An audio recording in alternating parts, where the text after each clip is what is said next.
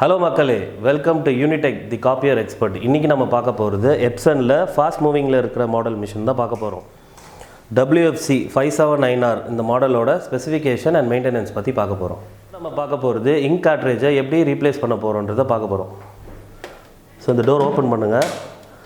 Block, yellow, magenta, cyan நாலுத்துக்கும் ஒரு cartridge வந்துடும்.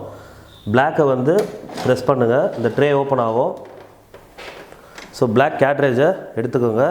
இங்கே 2 ஸ்டெம் வரும். அந்த ஸ்டெம்மில் ஜென்டலாக இந்த 2 லாக்கை உட்கார வைங்க. லாக் பண்ணுங்கள், இன்சர்ட் பண்ணுங்கள். ரொம்ப ஈஸி, அவ்வளோதான். ஸோ இப்போ பிளாக் பார்த்துட்டோம். இப்போ எல்லோ கலர் எப்படி ரீப்ளேஸ் பண்ணுறதுன்னு பார்க்கலாம்.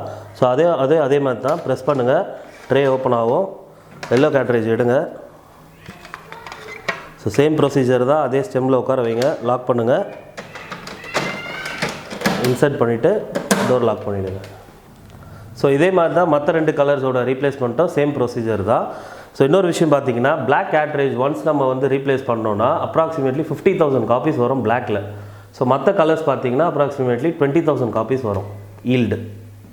ஸோ இந்த வீடியோ உங்களுக்கு யூஸ்ஃபுல்லாக இருக்கும்னு நினைக்கிறேன். லைக் பண்ணுங்கள், ஷேர் பண்ணுங்கள், சப்ஸ்கிரைப் பண்ணுங்கள், மறக்காமல் பெல் ஐக்கானை ப்ரெஸ் பண்ணுங்கள்.